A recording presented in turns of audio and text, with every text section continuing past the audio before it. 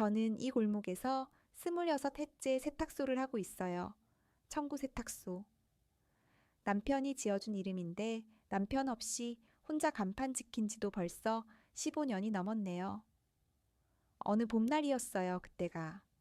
골목 어귀에서 세탁소까지 이어지는 그 짧은 길이 어느 날 갑자기 텅 비어버렸거든요. 아침마다 와서 사장님 남편 셔츠 좀 빳빳하게 해주세요. 하시던 슈퍼 사모님도 이모 교복 언제 찾아가면 돼요? 하던 학생들도 하나둘 발걸음을 끊었어요. 처음엔 몰랐어요. 봄이라 옷이 얇아서 세탁물이 줄었나 보다 했죠. 그런데 일주일, 열흘이 지나도 가게 문을 여는 손님이 없는 거예요. 간판 불을 켜놓고 하루 종일 앉아 있어도 전화발 소리 한 번 안 울리는 날이 계속됐어요. 동네 슈퍼에 라면 사러 갔을 때였어요. 계산하려고 카운터에 섰는데 주인 아주머니가 저를 보더니 얼굴을 돌리는 거예요. 돈 받으면서도 눈을 안 마주치시더라고요. 그때 뒤에서 수군거리는 소리가 들렸어요. 저 집 세탁소 다른 집 옷이랑 섞어서 빨아준대. 아니, 남의 속옷까지 바꿔서 준다던데. 그러게, 우리의 교복도 거기서 잃어버렸다니까. 순간 귓가가 먹먹해졌어요. 라면 봉지 들고 그냥 나왔어요. 집으로 오는 길의 다리가 후들후들 떨렸어요. 26년 동안 한 번도 남의 물건 잘못 전달한 적 없는데, 옷 한 벌 분실된 적 없는데. 그날 밤 세탁소 장부를 다시 꺼내봤어요. 지난 석 달치 기록을 하나하나 확인했어요. 접수증 번호, 고객 이름, 의류 품목. 틀린 게 하나도 없었어요. 그런데도 소문은 계속 퍼졌어요. 다음 날 아침, 마침 이웃집 박 선생님이 양복 맡기러 오셨어요.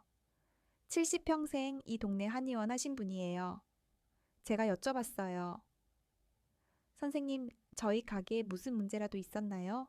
손님들이 다 끊긴 것 같아서요. 박 선생님이 한숨을 푹 쉬시더니 말씀하셨어요.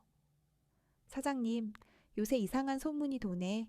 세탁물 바꿔준다는 소문. 나는 안 믿지만 사람들 입이 무서워서. 누가 그런 말을 퍼뜨렸는지 아세요? 글쎄, 나도 정확히는 모르겠는데 건너편 부동산 사모님한테 처음 들었다고들 하더군. 부동산 사모님, 저랑 10년 넘게 인사하고 지낸 분이에요.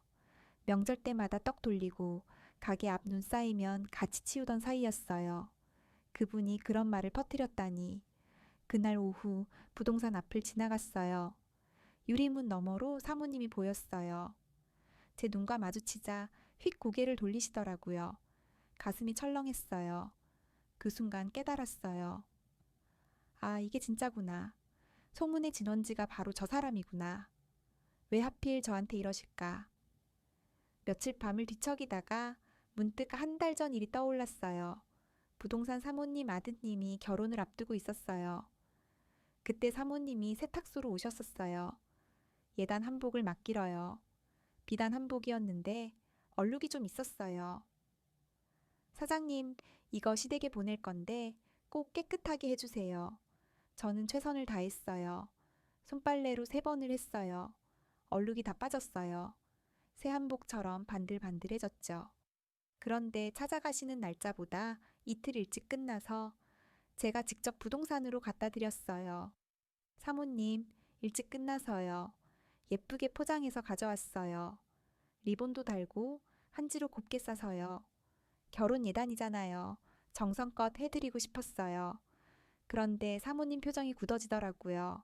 아, 네. 수고하셨어요. 목소리가 차가웠어요. 뭔가 이상했지만 그냥 인사하고 나왔어요. 나중에 옆집 사람한테 들었어요. 사모님이 그날 저녁 동네 사람들한테 그러셨대요. 세탁소 사장이 한복 일부러 갖다 줬어. 우리 집 사정 다 아는 것처럼. 불쌍해서 친절 떠는 건지 뭔지. 그 말을 듣고 어이가 없었어요. 친절하게 해드린 게 자존심 상하는 일이 됐다니. 그리고 한 달 뒤 소문이 시작됐어요. 우연일까요? 아니었어요. 박 선생님이 조심스럽게 말씀해 주셨어요. 사장님, 부동산 사모님이 한의원에 오셔서 그러시더군. 세탁소에서 한복 맡겼다가 다른 한복이 왔다고. 분명 얼룩 있었는데 너무 깨끗해서 바뀐 게 아닌가 의심스럽다고. 거짓말이었어요. 제가 직접 손으로 빨아서 제 손으로 포장했는데, 그런데 그분은 그렇게 거짓말을 퍼뜨렸어요. 너무 잘해준 게 오히려 의심의 이유가 됐어요.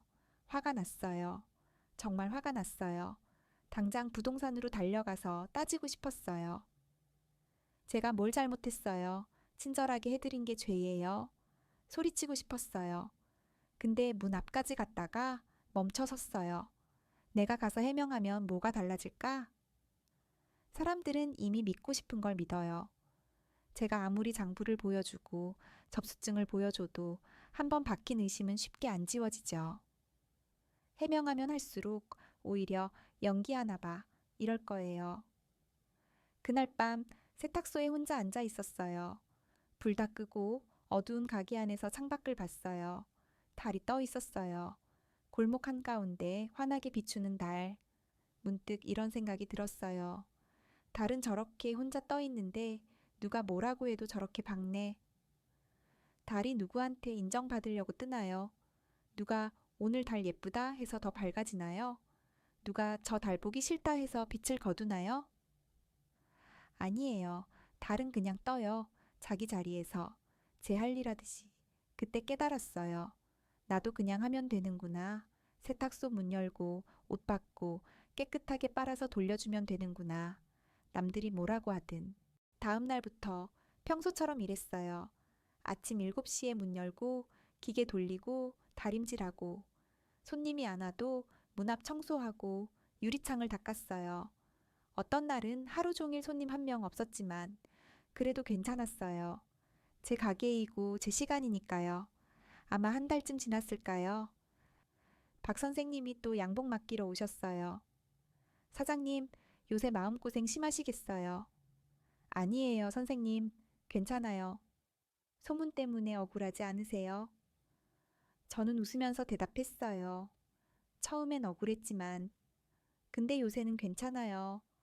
제가 제대로 하고 있으니까요. 남들이 저를 어떻게 보든, 그건 그 사람들 자유잖아요. 저는 제 일만 잘하면 되는 거고요.